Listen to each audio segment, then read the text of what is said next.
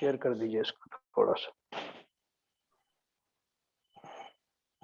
थोड़ा हल्का सा ही चला देंगे या ये कोई दरवाजा खोल दें, कोई थोड़ी हवा आएगी। 108 107 108 जो कल किया था वहीं से शुरू कर दी। पूरा शेयर करेंगे ना? हाँ ठीक है ठीक है ठीक है।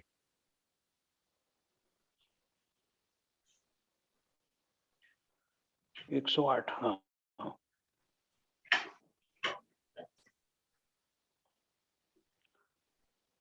108 पढ़ेंगे अपन।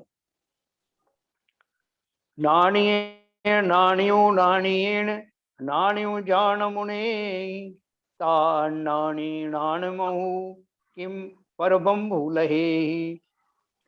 देखिए क्या बोलते हैं 108 थोड़ा सा वो ऊपर करिए इसको। हाँ बस बस बस। आगे ज्ञान से ही परब्रह्म की प्राप्ति होती है। अपन पढ़ रहे हैं ये उपेंदु देव द्वारा रचित परमात्म प्रकाश नाम का ग्रंथ, जिसके हमने 108 दोहे ऊपर पढ़े। और वो चूंकि कल रिकॉर्डेड था, बहुत सारे लोगों को शायद ठीक से सुनाई नहीं पड़ा, तो लगभग वहीं से हम फिर से स्टार्ट कर रहे हैं 108 में दोहे से, जिसमें आचार्य ने आत्मा को उन सब चीजों की संज्ञा दी है, डायरेक्ट संज्ञा दी है। जैसे जिसमें गुण होते हैं उसको गुणी कहते हैं। तो अपन जैसे बजाय ये कहने की कि आत्मा में ज्ञान होता है, जब हम बहुत ज्यादा उसमें तन्मय हो जाते हैं तो आत्मा को बोलते हैं आत्मा ही ज्ञान है। जब हम बोलते हैं कि सब कुछ तुम ही हो, तो जो वस्तु जो व्यक्ति उन गुणों को धारण करने वाला होता है उसको ही हम उसी उपमा से अलंकृत कर देते हैं। या उसी नए का उपयोग करते हुए आचार्य ने बोला कि आत्मा ही तीर्थ है, आत्मा ही यहाँ तक कि परलोक है। परलोक का मैं आपको अर्थ समझाऊंगा कि परलोक क्यों कहा, सवेरे ललित जी भी पूछ रहे थे। और आत्मा ही ज्ञान है, ये तो अपने समझ में आ जाता है। तो आत्मा ही ज्ञान है मतलब अगर हम आत्मा कहें या ज्ञान कहें वो पर्यायवाची हो गया। तो देखो संसार में भी बहुत सारी लौकिक चीजों में जब लोग बहुत ज्यादा उसके अंदर में तन्मय हो जाते हैं उनके गुणों में, तो ये बोलते हैं कि आप ही ज्ञानी हैं। तो दानी कौन, आप ही दानी हो, आप ही धर्मात्मा हो। तो धर्मात्मा कहते कहते कि धर्म का स्वरूप भी आप हो, तो उसको धर्म भी कह देते हैं कि आप ही धर्म हो। इसी भाव को लेकर के आचार्य ने इन दोहों में आत्मा को परलोक तक की संज्ञा दी है कि तुम ही परलोक हो। उसका अर्थ क्या है मैं आपको बताता हूँ। देखो यहाँ लिखा है आगे, ज्ञान से ही परब्रह्म की प्राप्ति होती है ऐसा कहते हैं, है ना। ये तो अपन सब जानते हैं। हे ज्ञानी, ज्ञानवान अपना आत्मा सम्यक ज्ञान करके ज्ञान लक्षण वाले आत्मा को जब तक नहीं जानता तब तक अज्ञानी होने से ज्ञान में अपने स्वरूप को क्या पा सकता है, कभी नहीं। तो उन्होंने क्या बोला, कितना ही दुनिया भर का आपको ज्ञान हो जाए, लेकिन अगर जो आत्मा का स्वयं का ज्ञान ना हुआ तो वो अज्ञानी जैसा ही है। तो इसलिए उन्होंने कहा क्योंकि हमारा ज्ञान की वो पर्याय नहीं प्रकट हुई है जिसमें आत्मा स्वयं को ही देख सकता है, तो इस अपेक्षा से बाकी सब ज्ञान मेरे लिए जो है कोई काम का ये नहीं है। इसलिए जब तक मैं उस ज्ञान के लेवल पर नहीं पहुंच जाता हूं, मेरा ज्ञान सम्यक नहीं हो जाता, तब तक मैं वास्तव में यही मानूं कि मैं अज्ञानी ही हूं। तो ये उन्होंने लिखा है, यदि कोई आत्मा को पाता है तो ज्ञान से ही पा सकता है। भावार्थ है, जब तक यह जीव अपने को आपकर अपनी प्राप्ति के लिए आपसे अपने में तिष्ठता नहीं जान ले, तब तक निर्दोष शुद्ध परमात्मा सिद्ध परमेष्टि को क्या पा सकता है, कभी नहीं पा सकता। जो आत्मा को जानता है वही परमात्मा को जानता है ना। तो कुल मिला के बात क्या हुई, बाकी शेष ज्ञान जितना भी है हमारा जो लौकिक ज्ञान जिसकी अपन बात करते हैं ना, वो लौकिक ज्ञान है तो ज्ञान की ही श्रेणी में, क्योंकि द्वादशांग वाणी का जो ज्ञान है उसमें जो अप्रयोजन भूत तत्व हैं उनकी भी बात होती है। जैसे साइंस की होती है, हमारी टेक्नोलॉजी की होती है, कलाओं की होती है, मंत्र तंत्रों की होती है। ये सारी चर्चाएं द्वादशांग वाणी ज्ञान के अंतर्गत आता है। मतलब उन 12 वॉल्यूम में सब कुछ होता है, लेकिन उनमें से जो प्रयोजन भूत तत्व है, जो स्वयं मैं हूं, आत्मा हूं, उसका जो ज्ञान है, आउट ऑफ दैट ओनली, उसमें से जो मैं हूं उसका ज्ञान पाना हमारे लिए विशेष है। क्योंकि मिथ्या दृष्टि जीव भी बाकी सब तो पा लेता है। हमने अभी तक तो बहुत कुछ पाया ज्ञान, ऐसा नहीं कि हम घोर अज्ञानी हैं, अज्ञानी तो हैं, लेकिन प्रयोजन भूत तत्व जैसे हमें अपना स्वयं के स्वरूप नहीं मालूम, वो उस जाति का, उस लेवल का ज्ञान की वो पर्याय हमारी अभी तक प्रकट हुई नहीं। मैंने एक आपको बात कही थी कि ज्ञान एक सामान्य शब्द है, जैसे पानी का शब्द कहा ना, पानी एक सामान्य शब्द है, फिर उसमें विशेषण लगाते हैं कि वही नदी का पानी, समुद्र का पानी, गिलास में रखा हुआ पानी, ये सब उसके विशेषण है। उसी तरह से ज्ञान के जब हम ज्ञान एक सामान्य शब्द है, लेकिन उसमें जब हम विशेषण लगाते हैं कि जैसा पृथ्वी का ज्ञान, 3 लोगों का ज्ञान, फिजिक्स का ज्ञान, केमिस्ट्री का ज्ञान, ये सब लगाने वाले जो हैं, ये सब चीजों में तो वो लौकिक ज्ञान हो जाता है। और जब मैं उसी ज्ञान को और विशेष रूप से जब बात करता हूं कि स्वयं को जानने वाला ज्ञान, जिसमें अपन बोलते हैं ना मति श्रुत ज्ञान, जो भी विशेषण अपन ये भी लगाते हैं, मति श्रुत ज्ञान, अवधि ज्ञान, मन पर्याय ज्ञान और केवल ज्ञान, इनमें विशेषण क्या लगाया? विशेषण ये लगाया कि जितना मेरा ज्ञान का उघाड़ उघाड़ है इस समय वर्तमान दशा में, जितना ज्ञान का मेरा क्षयोपशम है, उतने ज्ञान के द्वारा मेरे जानने के लिए बहुत सारी वस्तु, उनमें से किसको जानूं? उस ज्ञान के द्वारा मैं बहुत सारी चीजें जानूं, टेक्नोलॉजी के बारे में जानूं, फिजिक्स जानूं, केमिस्ट्री जानूं, मेरा कोई भाई है, कौन बहन है, मेरा ये सब जो लौकिक ज्ञान है, भले ही वो व्यवहारिक ज्ञान है, इसको जानूं। या पारलौकिक ज्ञान सबसे पहले मेरा शुरू होता है कि मैं जो जानने वाला हूं वो कौन है, जो जान रहा है, जो स्वयं ही ज्ञान है, वो कौन है? तो जिस घड़ी ऐसा आत्मा जो अपने बारे में जानने का उपक्रम शुरू करता है और स्वयं को जानने लगता है, उसी घड़ी से हमारा प्रयोजनभूत तत्वों को जानने की जिज्ञासा, रुचि प्रारंभ होती है। अभी मैं सम्यक दृष्टि तो बना नहीं, लेकिन अगर मुझे ऐसी रुचि हुई कि पहले ये तो मैं जानूं कि जिसे सुख चाहिए, संसार के समस्त प्राणी सुख चाहते ना, तो जिसे सुख चाहिए वो कौन है, और मुझे सुख चाहिए तो मैं कौन हूँ, कहाँ से आया हूँ, क्यों आया हूँ, अब तक कहाँ था, आगे कहाँ जाने वाला हूँ। ये संपूर्ण संसार की जो प्रक्रिया है, 84 लाख गतियों में, योनियों में जाने की, 4 गतियों में भ्रमण करने की, ये कैसे होती है ना? क्योंकि देखो हमें जिज्ञासा होना बहुत आवश्यक है। जब जैसे मैंने आपने बताया था एक बार कि अपन क्रिकेट खेलने गए, तो पहली बार जो क्रिकेट खेलने वाला है उसके नियम को जानेगा वो, कि क्या करने से रन बनते हैं, क्या करने से आउट हो जाते हैं, कैसे करने से कैच होता है, वो पूरे उसके नियमों को जानेगा, और न केवल जानेगा, उसका पालन भी करेगा, तभी वो क्रिकेट में पारंगत होगा। ऐसे ही अब मुझे एक खेल खेलना है, वो खेल कैसा है? जो अंतिम खेल है, जिसके बाद सब खेल समाप्त हो जाते हैं, और उस खेल का नाम है आत्मा का खेल। वो वास्तविकता है जिसे संसार के कष्ट वास्तव में कष्ट लगने लगे, जिसको उसे छोड़ने में रुचि होने लगे और अपनी आत्मा के स्वरूप को जानने की रुचि हो, आचार्यों ने उपदेश के लिए उन्हीं को बताया है कि वही एलिजिबल हैं। हर कोई को उपदेश देने से वो उपदेश व्यर्थ ही जाता है ना? इसलिए वो उसके लिए योग्य कौन है? जिन्हें आत्मा की रुचि हुई है, उपदेश देना भी उन्हीं को चाहिए और हजम भी उन्हीं को होता है। बाकी लोग तो जो है वो वीतरागी तो बन नहीं सकते, उनकी रुचि नहीं, ना वो इस तरह की बातें सुनने वाले हैं। तो इसलिए उन्होंने ये बोला कि अगर हमारी रुचि वास्तव में अपने अंदर अपने स्वरूप को जानने की उत्पन्न हुई है, और परद्रव्यों से या संसार के जो कष्ट हैं उनसे वास्तव में हम भयभीत हैं, और ये विश्वास हो गया है कि संसार में उस जाति का सुख है ही नहीं, तभी वहीं से हमारी यात्रा शुरू होती है, और ऐसा ही जीव वास्तव में स्वयं को जान पाता है, जान सकता है, ये नियम है। तो उस समय हमारा जो ज्ञान है, उस ज्ञान की जो दशा है और दिशा है, दोनों मुड़ जाती हैं, स्व की ओर मुड़ जाती हैं, और तब शुरू होता है वो प्रक्रिया जिसके द्वारा भगवान बना जाता है। तो अभी हम उस प्रक्रिया के नजदीक आ गए।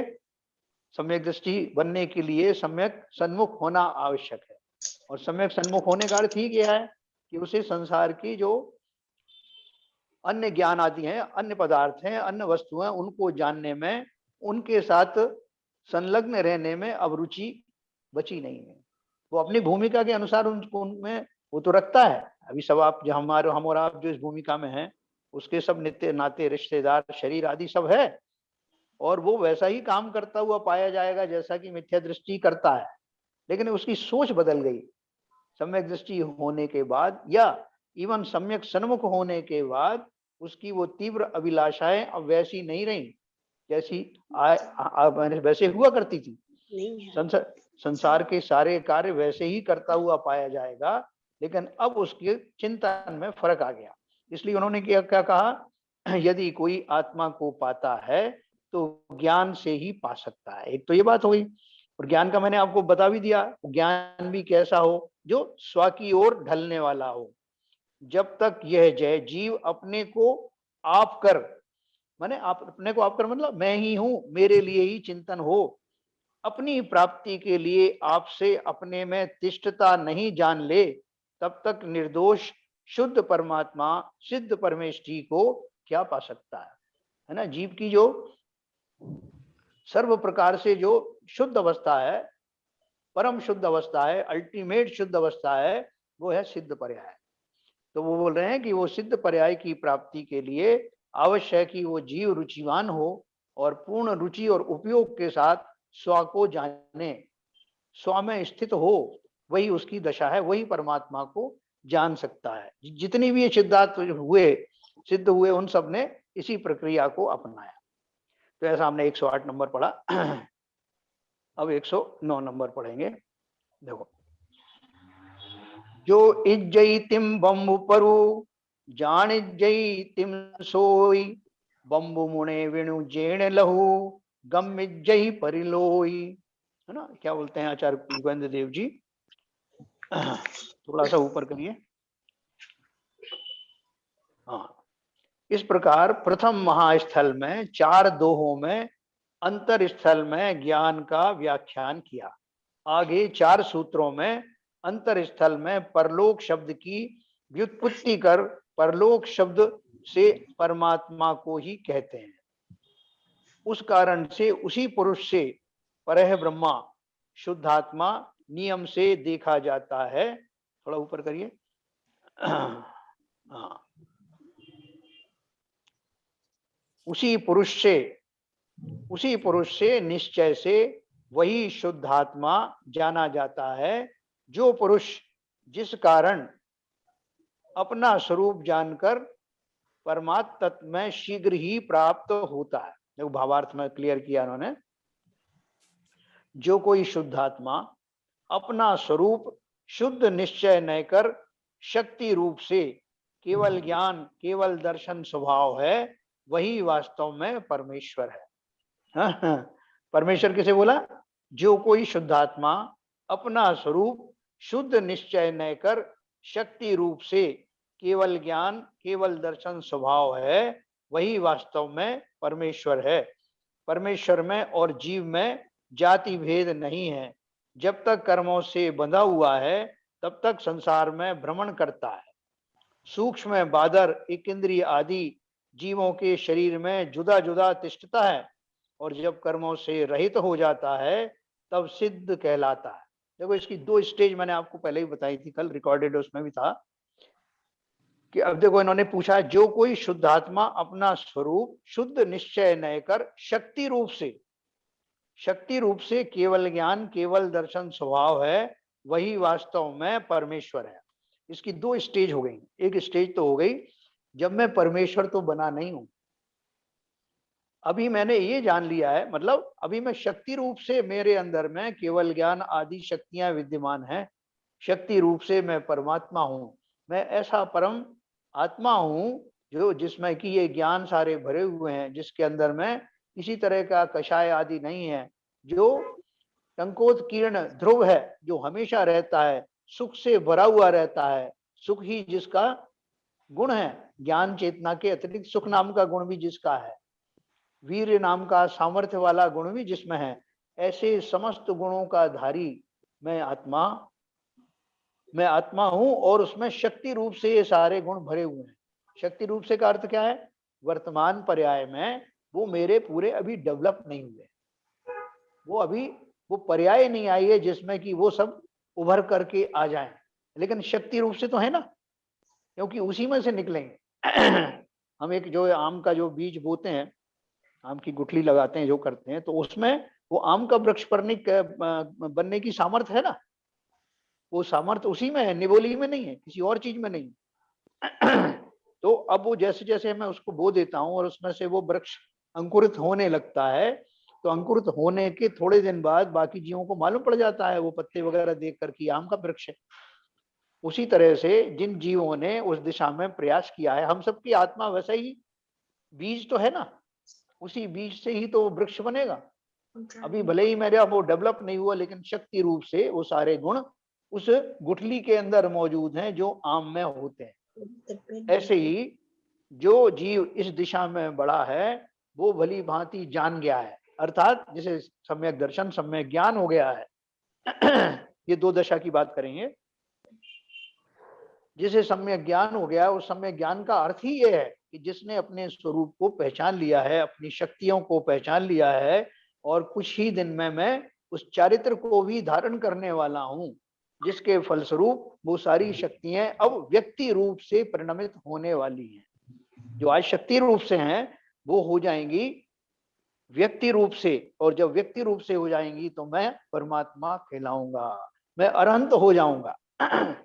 वो वही तो है ना परमात्मा, कोई नए नहीं है। उनकी जो सारी शक्तियां जिनकी व्यक्ति रूप से जागृत हो गई, तो अब परमात्मा तो उनको ही कहना चाहिए जो जिन्होंने वो विकसित कर ली। लेकिन यहाँ कह रहे हैं उपचार से जिन आत्माओं ने उस शक्ति को ही पहचान लिया है, अर्थात आत्मा के उस स्वरूप को संपूर्ण रूप से जान लिया है, श्रद्धावत हो गए हैं, पूरा उनका श्रद्धांत सम्यक हो गया है, ऐसे जीव को ही हम एक अपेक्षा से एक नए से अभी इसी वक्त परमात्मा कह सकते हैं, है ना। तो इसलिए वो उस नए का प्रयोग किया है। जैसे राजा का बेटा होता है ना राजकुमार, तो राजकुमार को हम अभी से राजा कहते हैं, उससे लोग अरे राजा साहब, तो वो कहता नहीं है कि मैं अभी कौन सा राजा बनाऊं, लेकिन अपन उपचार से कहते हैं। पंच परमेष्ठियों को अपन सबको उपचार से भगवान कह देते ना, आचार्य भगवान है, ये तो हमारे ये साधु परमेष्ठि हैं, साधु भगवान है, तो बोलते ना। तो ऐसे उस नए की अपेक्षा से ऐसे समस्त जीव जिनका समय ज्ञान रूपी बीज अंकुरित हो गया है और उन्होंने अपने आत्मा का संपूर्ण स्वरूप का दर्शन प्राप्त किया है, और बहुत शीघ्र ही सम्यक चारित्र में स्थिर होकर के केवल ज्ञान रूपी दशा को प्राप्त होने वाले हैं। वो तो है ही अल्टीमेट परमात्मा। और उपचार से अगर हमारी रुचि उसमें लग गई, लोग तो जिनकी रुचि नहीं लगी उनको भी बोलते हैं कि इस चींटी को मत मारो, इन जीवों को मत मारो, जानबूझकर मत मारो, उनकी सुरक्षा का ध्यान रखो। क्यों रखो? क्योंकि उनमें भगवान आत्मा है। तो किस अपेक्षा से कहा? भगवान दिख रहे हैं क्या उसमें? भगवान आत्मा, इसका अर्थ ये है कि ये सबके अंदर में जो जीव है, उस जीव में सब में शक्ति रूप से वही गुण भरे हुए हैं। तो ये समझाने के लिए उन्होंने ये बात कही है, जो कोई शुद्ध आत्मा अपना स्वरूप शुद्ध निश्चय न कर शक्ति से केवल ज्ञान केवल दर्शन स्वभाव है, वही वास्तव में परमेश्वर है।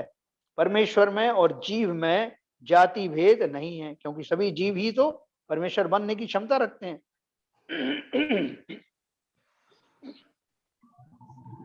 जब तक कर्मों से बंधा हुआ है तब तक संसार में भ्रमण करता है। अपन सब जानते हैं ना, संसार में भ्रमण क्यों कर रहा है?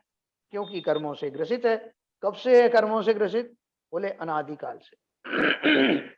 जब से आत्मा है, जब से संसार है, तब से ही ये जीव कर्मों से संयुक्त है। जैसे खान के पत्थर का उदाहरण देते हैं ना, कि खान में रहने वाला जो पत्थर है वो खान से जब अलग हो जाता है, अलग हो जाने के बाद भी जो मिट्टी के कण उसके अंदर में रहते हैं ना, लिपटे हुए रहते हैं, तो किसी ने जान के तो लिपटाए नहीं। सोने की खान में पाए जाने वाला जो सोना है, उसमें 1-8 टन मिट्टी के अंदर में 1-8 मिलीग्राम सोना के कण पाए जाते हैं। तो वो कब से हैं? किसी ने डाले हैं क्या उनको? या अनादिकाल से ये व्यवस्था है। तो उसको शुद्ध कर देते हैं तो वो शुद्ध सोना हो जाता है। और एक बार शुद्ध होने के बाद में सोना फिर मैला नहीं होता, नोबल मेटल है, गंदा होता नहीं। उसी तरह से हम जीव की तुलना करते हैं कि बाकी के मेटल वालों लोहा वगैरह तो फिर भी उनमें जंग लग जाती है, इनका स्वरूप बदल जाता है बाद में फिर से, और उसी रूप में फिर लौट जाते हैं। लेकिन जीव आत्मा एक बार उन कर्म रूपी मिट्टी से एक अलग हो जाने के बाद, संपूर्ण रूप से अलग हो जाने के बाद फिर उससे जुड़ता नहीं, फिर अशुद्ध होता नहीं। इस नियम का लाभ उठा करके एक बार हमें पूर्ण श्रद्धा और विश्वास के साथ इस दिशा में बढ़ जाना है। अनादिकाल की जो कर्मों की कर्म जनित जो पहाड़ हैं, उन सबको एक बार भस्मीभूत करने के बाद फिर संसार में लौटने का बीज ही समाप्त हो जाता है। तो इसलिए उन्होंने क्या बताया, जब कर्मों से रहित हो जाता है तब सिद्ध कहलाता है। संसार अवस्था में शक्ति रूप परमात्मा है और सिद्ध अवस्था में व्यक्ति रूप परमात्मा है। आत्मा, यही आत्मा परम ब्रह्म, परम विष्णु, परम शिव शक्ति रूप है और प्रकट रूप से भगवान अरहंत अथवा मुक्ति को प्राप्त हुए सिद्धात्मा ही परम ब्रह्म, परम विष्णु, परम शिव कहे जाते हैं। यह निश्चय से जानो। देखो, ये मैंने आपको उस दिन बताया था ना कि ये जो ब्रह्मा विष्णु महेश जो तीन जो शब्द आते हैं, वो कहाँ से आए हैं, इनकी उत्पत्ति कहाँ से हुई? कि वो सौदर इंद्र ने जब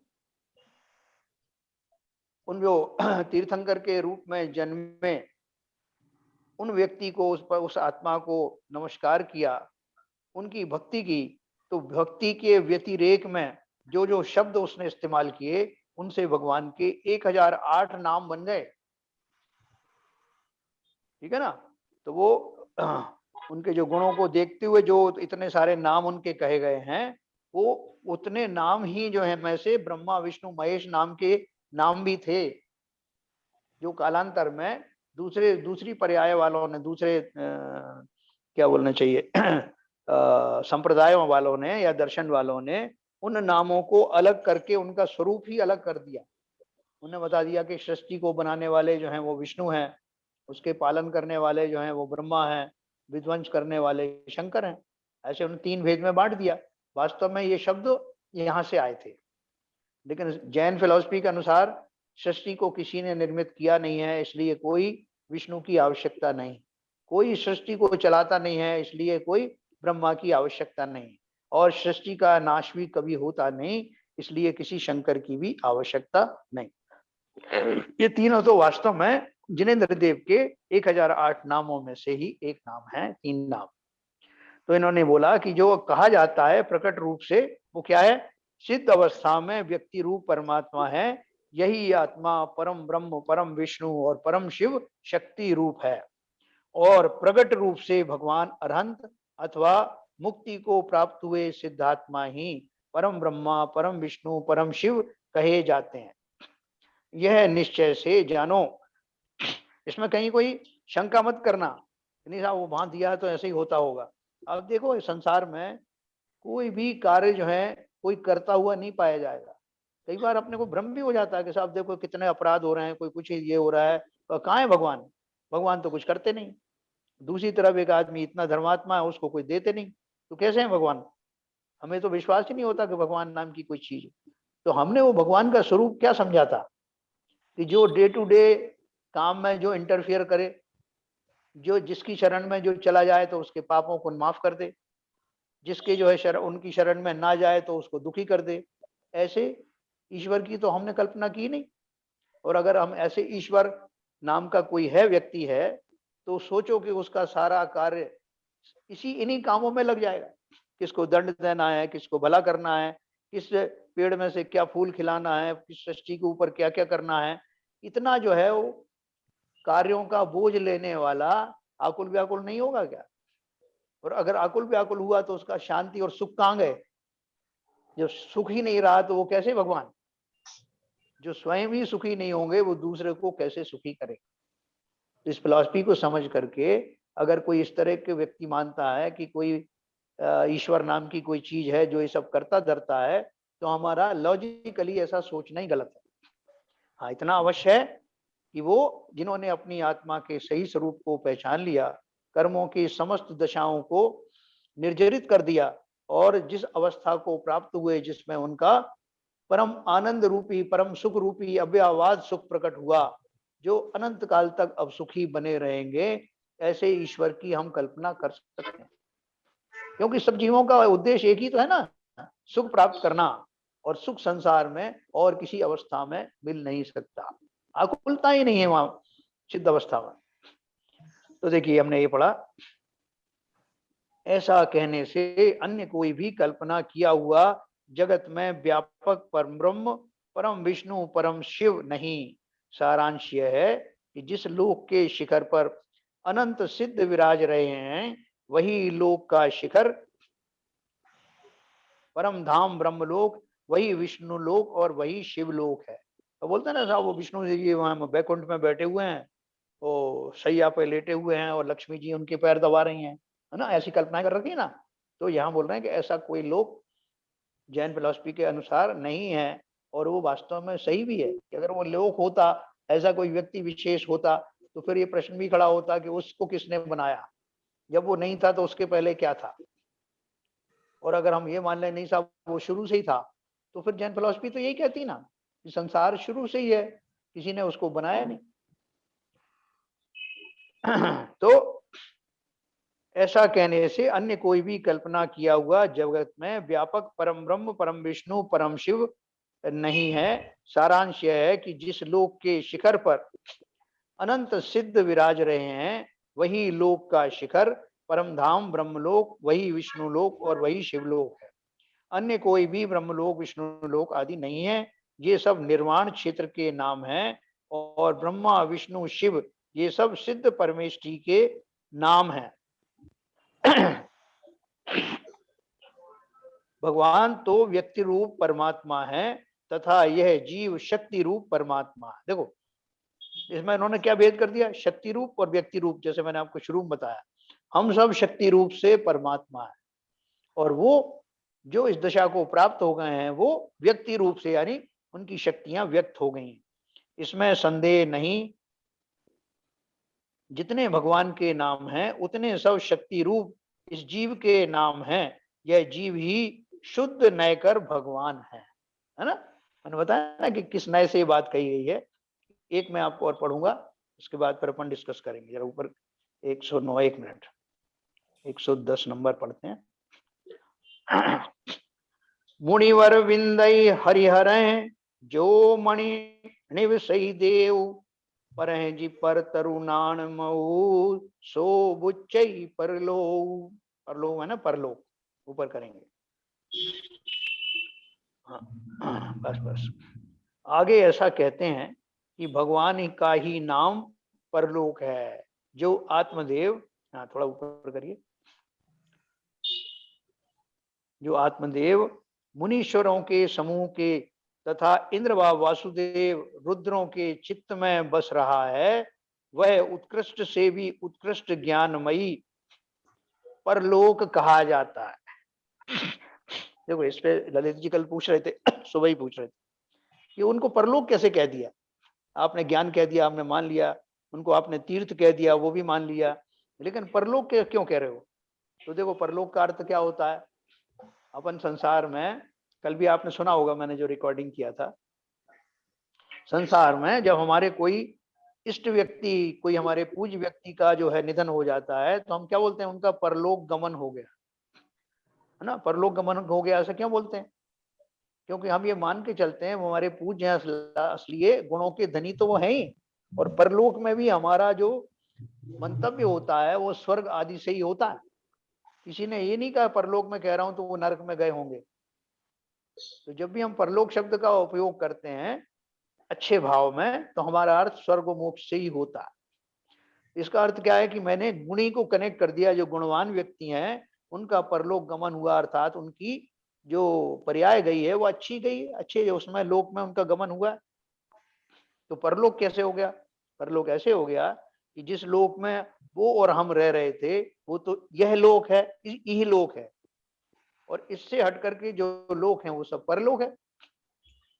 अब हमने दूसरी कल्पना ये की कि परलोक अर्थात स्वर्ग और मोक्ष आदि जाने वाला जो परलोक है मुख्य रूप से मोक्ष ही है, क्योंकि स्वर्ग भी तो संसार का ही एक भाग है। मोक्ष ही ऐसा है जो संसार से परे है। तो जब हम परलोक की बात करते हैं तो परलोक का अर्थ ये हो गया कि जो संसार ना हो, संसार से इतर, संसार से भिन्न जो लोक है वह परलोक है। और ऐसा परलोक वास्तव में एक ही है, वो है मेरा मुक्त अवस्था वाला मोक्ष आदि। तो जब मैंने ये कह दिया कि ज्ञान आत्मा ही ज्ञान है, आत्मा ही तीर्थ है, आत्मा ही दर्शन है, तो अगर मैं ये कहूं कि आत्मा ही परलोक है, तो इसमें अतिशयोक्ति क्या है?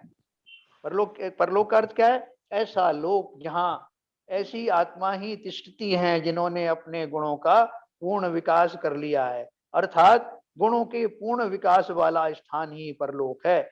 और गुणों का पूर्ण विकास करने का स्थान आत्मा स्वयं है। तो जिस आत्मा ने अपने लोक में, उस लोक में, ज्ञान के उस लोक में अपने आप को स्थिर कर लिया है, वही आत्मा उस अपेक्षा से स्वयं ही परलोक है। समझिए ना? तो ज्ञानी में ज्ञान का क्या कहते हैं, लेप करते हुए, उसके ऊपर निक्षेप करते हुए उसको ही ज्ञान आदि कहा गया है। इस तरह ज्ञान आदि का प्रयोग किया, उसी तरह परलोक का अर्थ यह है कि जो अब संसार आदि की समस्त वस्तुओं से रहित होकर जिस अवस्था को पहुंच गया है, वो अवस्था का नाम परलोक है। और ऐसे परलोक का धारी वो सब सिद्धात्मा हैं, इसलिए उनको ही मैंने डायरेक्ट परलोक कह दिया, है ना? आपको सोचने में अटपटा लगेगा कि हम ऐसे तो कहते नहीं कि साहब आप जो है परलोक कब बनोगे, हम तो गमन करने की बात करते हैं। लेकिन वास्तव में वो कहीं बनने की बात नहीं है, व्यक्त रूप करने की बात है। जैसे ही मैं व्यक्त होता हूं, मेरा संसार समाप्त हो जाता है। तो उस अपेक्षा से समझना इसमें। अथवा व्यवहार न कर स्वर्ग मोक्ष को परलोक कहते हैं। देखो उन्होंने यहाँ लिखा है, स्वर्ग और मोक्ष का कारण भगवान का धर्म है, इसलिए केवली भगवान को परलोक कहते हैं। परमात्मा के समान अपना निज आत्मा है, वही परलोक है।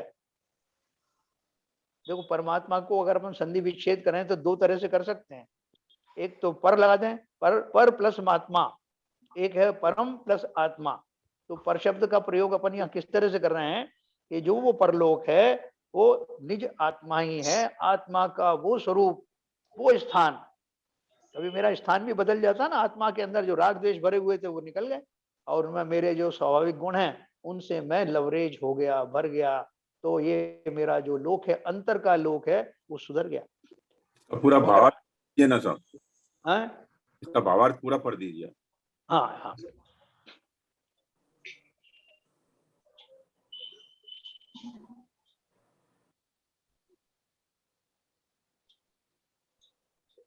मुनिवरों के समूह, हाँ ठीक है।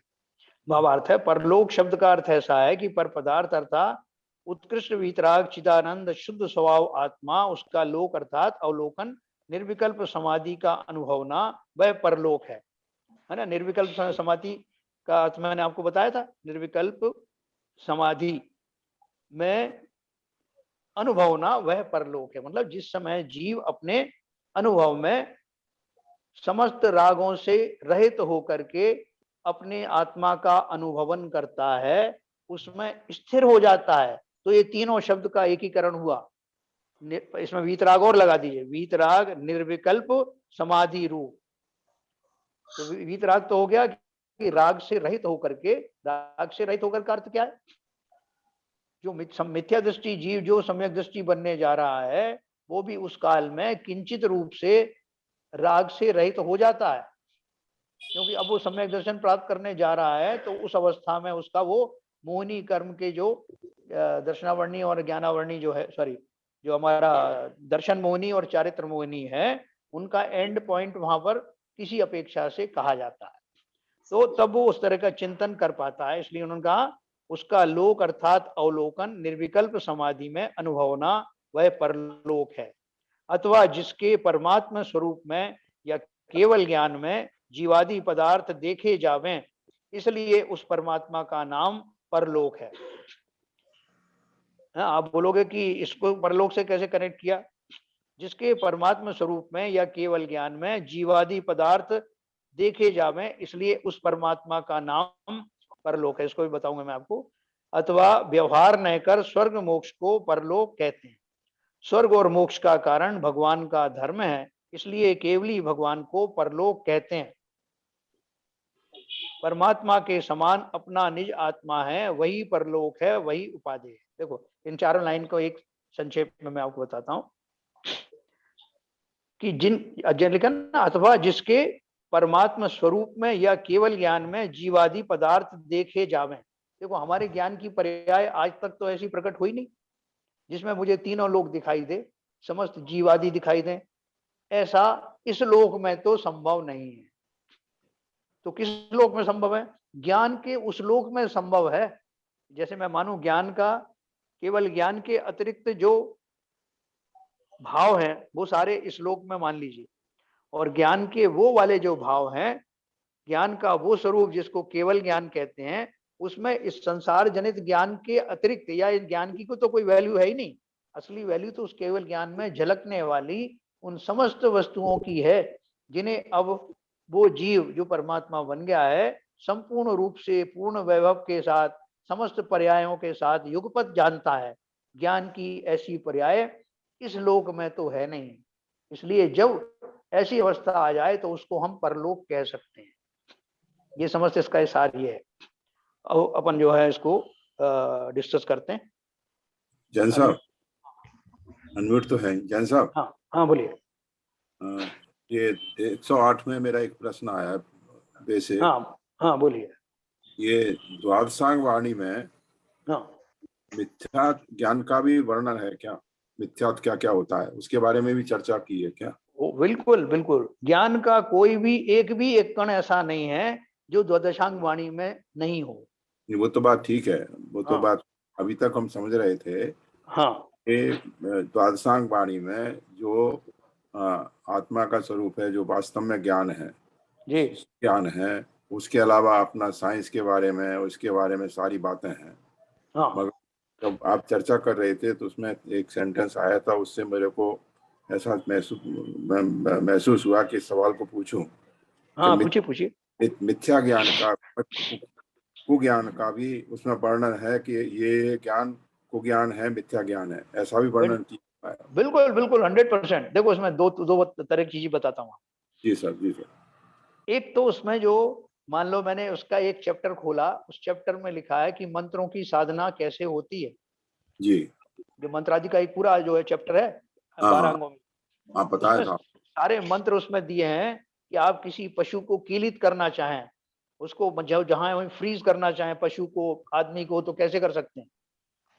किसी को किसी तरह से काम मनवाने के लिए आप क्या क्या कर सकते हैं, ऐसे सब मंत्रों के बारे में दिया है विस्तार से।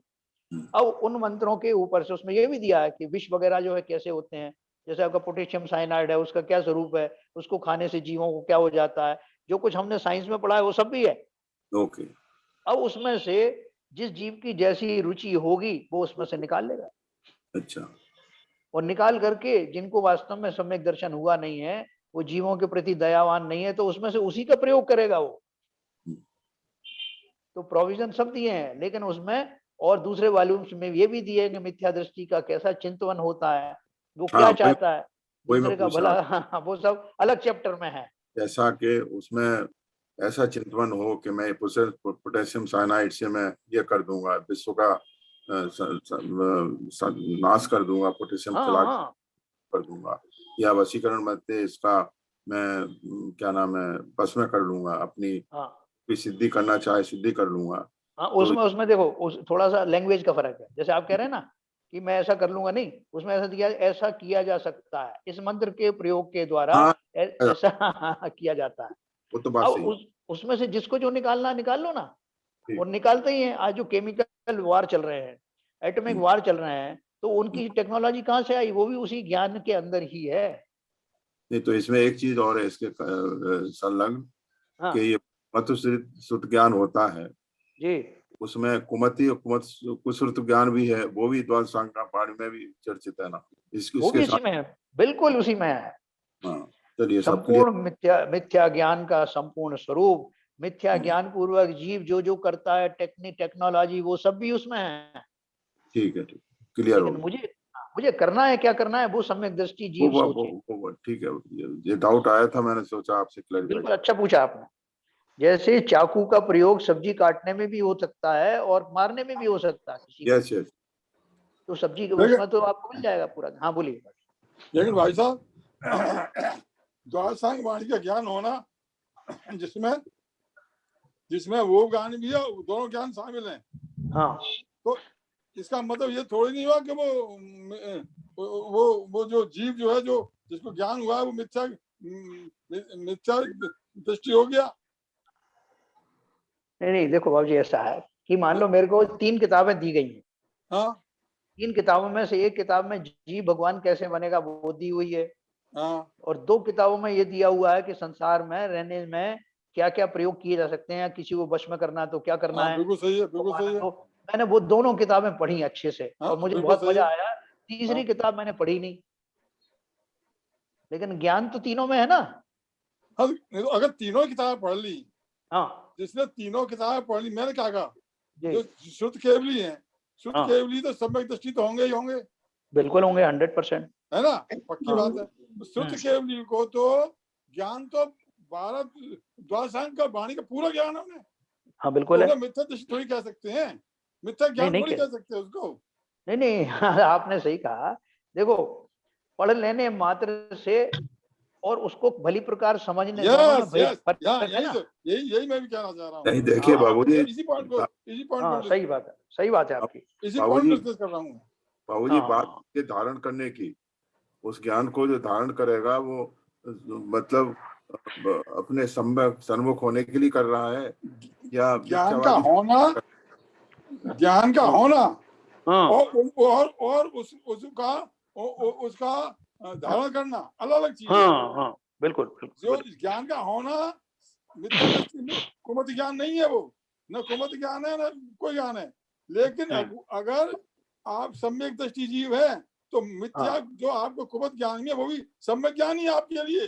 लेकिन अगर आपने मिथ्या दृष्टि है आप, तो उस कुमत ज्ञान में आप जो है चले बह जाएंगे दूसरी तरफ।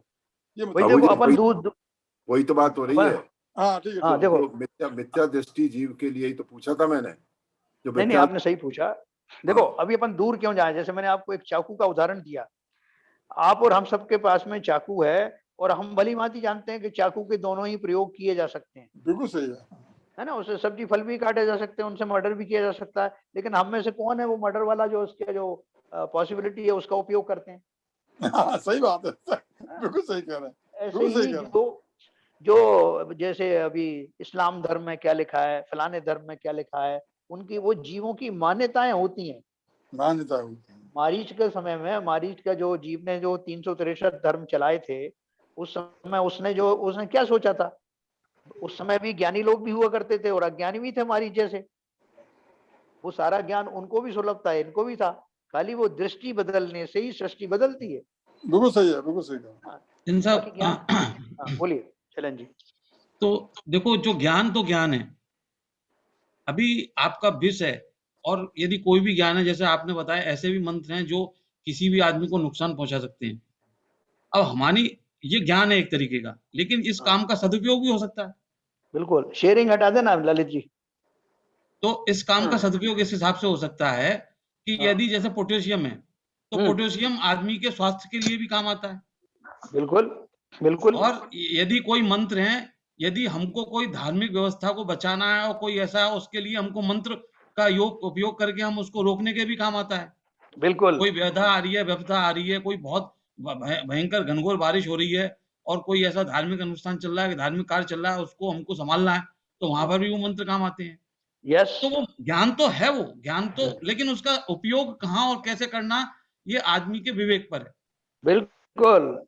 देखो, ये जमाल घोटा नाम की एक वस्तु औषधि होती है, जिसको अगर जैसे ज्ञान नहीं हो तो वो उसको अगर खा ले तो उसको जो है मोशन होना शुरू हो जाते हैं लगातार।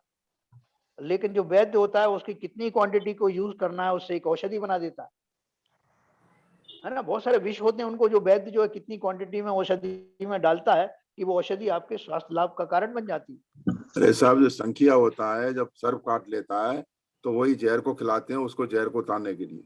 हाँ ठीक है ना। अभी वो जो ड्रोन की विद्या आ रही है ना, कि ड्रोन के मामले में अपन समझते थे कि ड्रोन के द्वारा हथियार फेंके जाते हैं, बम बरसाए जाते हैं। अब उन्होंने बोल दिया कि नहीं, उससे दवा भी छिड़की जा सकती है खेतों में। छिड़की जा रही है हाँ भाई, बिल्कुल सही है, बिल्कुल सही है, बिल्कुल सही है। नहीं, दृष्टिकोण जैसा है, अगर ज्ञान तो है ना। दृष्टि है तो नहीं, मिथ्या दृष्टि ड्रोन से है आज से तो 10 साल पहले ड्रोन से जो है बड़े बड़े जो पहाड़ थे, जी जहां पर उन पर बीज फेंके गए, ड्रोन से हाँ, उनको हाँ, हरियाली बनाने के लिए, जंगल बनाने के बराबर, लिए, वो पहले भी हो बराबर। चुका है। अच्छा, हाँ, नहीं एक मेरा, चीज और इनमें जो पहले दोहे में जो आपने पढ़ा 107 में पढ़ा, उसमें बड़ी अच्छी बात कही उसने। हाँ जी, उन्होंने ये कहा कि ये जो सबसे बड़ी बात कही उन्होंने कि बोला आप कितने भी ज्ञानी हो जाओ, जी, कितना भी आप ज्ञान कर लो, आपको ज्ञानी जब तक नहीं माना जाएगा जब तक आप आत्मा को वर्ण नहीं कर लेते हो या उसको नहीं कर लेते हो। बिल्कुल। अरे तो मैंने तो ये आपको ये इतनी कह, मतलब इतने सहज भाव से बोल दी ये बात आदमी को समझने के लिए है कि कोई आदमी को ये है कि वो बहुत पंडित है, बहुत विज्ञान है, वैज्ञानिक है और बहुत तर्क संगत काम करता है, वो सब बेकार है जब तक उसको आत्मा को ना जाने। अपनी आत्मा का ज्ञान, उसको ज्ञान नहीं है। वही तो, जब मुझे यही नहीं मालूम कि सुखी किसको होना है, कि भाई साहब मुझे संसार में सुखी होना है, अब सुखी होने के लिए मुझे सुखी होना है या जो शरीर है जिसे मैंने अपना स्वरूप माना उसे सुखी होना है? जिसे ये भेद आ- विज्ञान नहीं हुआ वो किसको सुखी करने जा रहा है?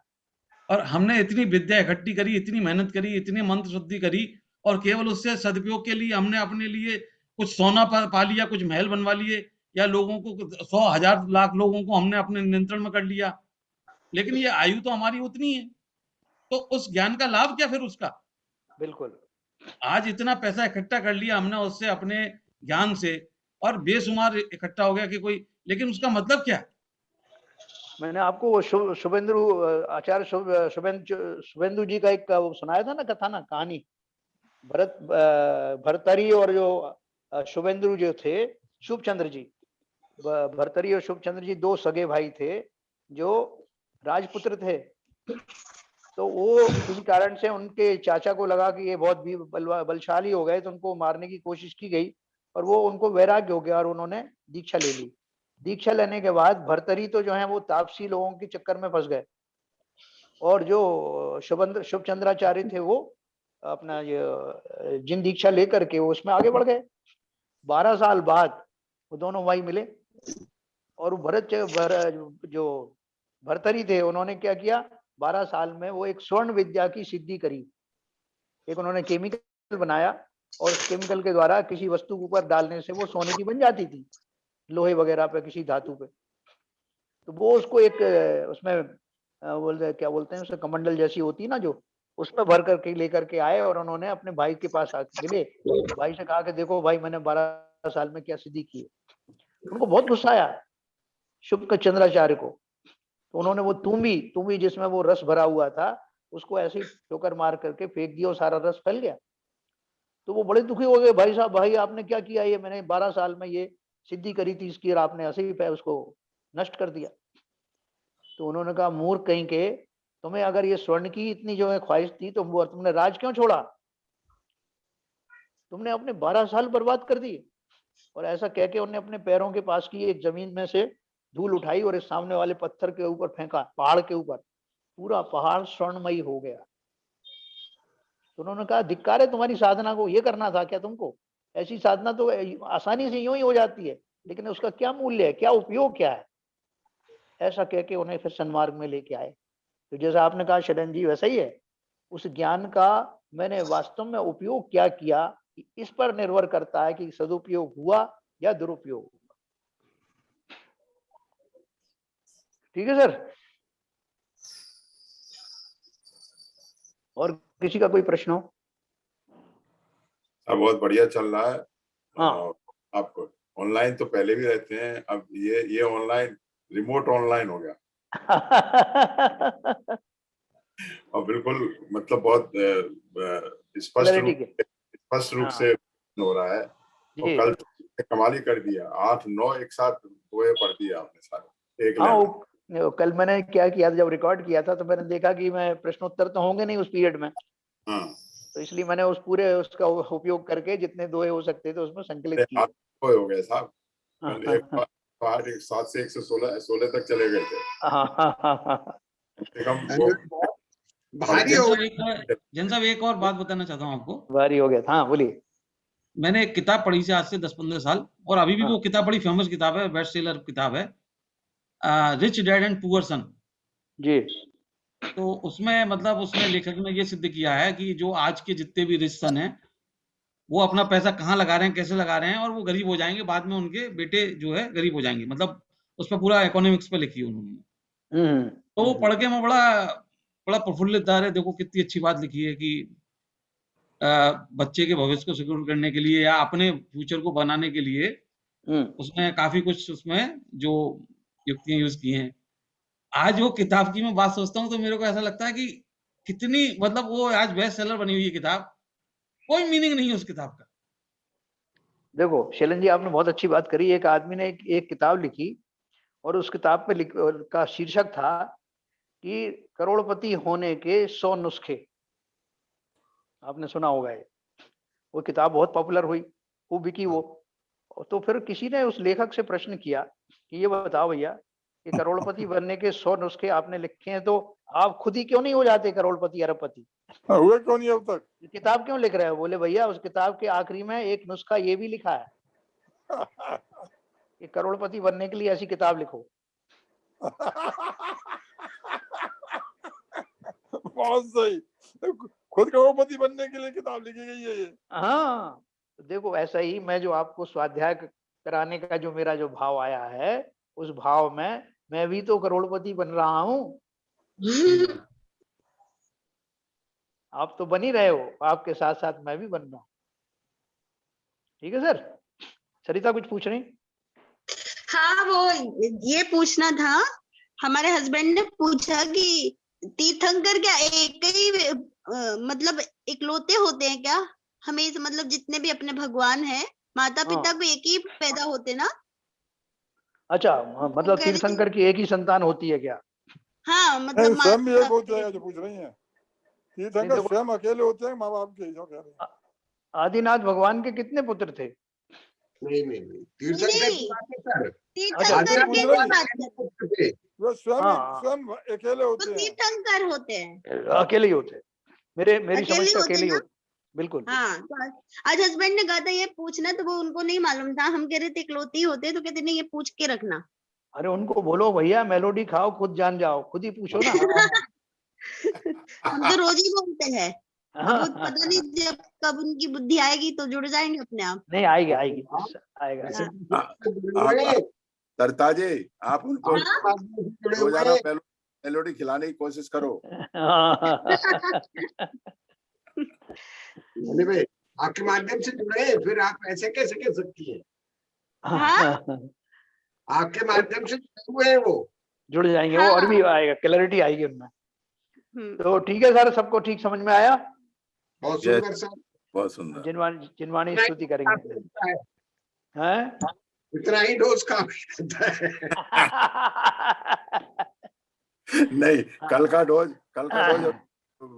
रिजर्व में रखा हुआ है, पूरा फुल हो चुका है। अब धीरे धीरे 4-5 दिन में वो नॉर्मलाइज हो जाएगा।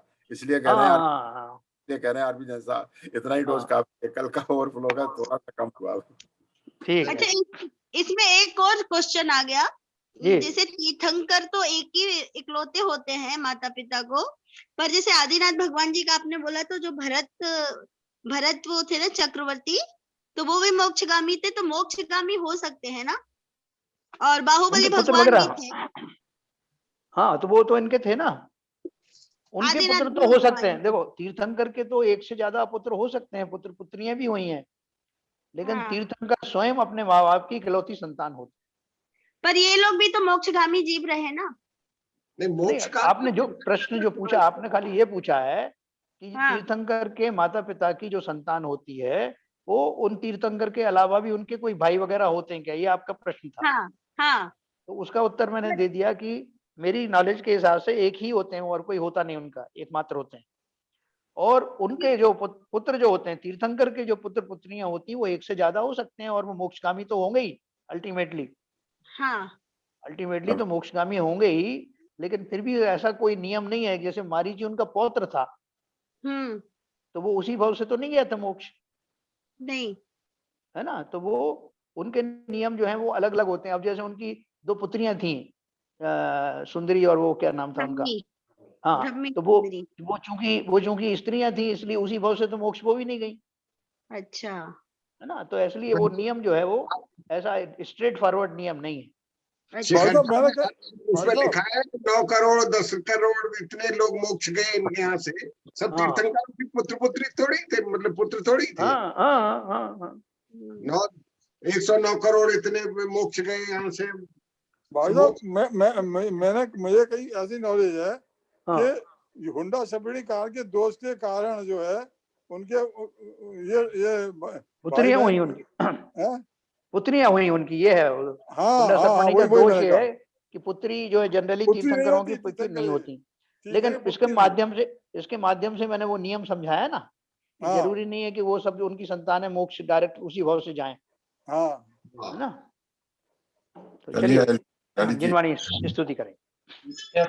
नाश वे को ज्ञान के प्रकाश वे को अपर भास वे को भानु सी बखानी है। छह द्रव्य जान वे को बंध वे दीवान वे को पर पिछान वे को परम प्रमाणी है। अनुभव बताए वे को जीव के जताए वे को सताए वे को भवे और आनी है। जहाँ तहाँ तार वे को पार के उतार वे को सुख तार वे को यही जिनवाणी है। हे जिनवाणी भारती तो है जमोदन रहन जो तेरी शरणा गए सो पावे सुख चैन। जिनवाणी के ज्ञान से सूझे कालो सो वाणी मस्तक धरो सदा देते हैं दो, सदा देते हैं दो। जिनवाणी माता की जय।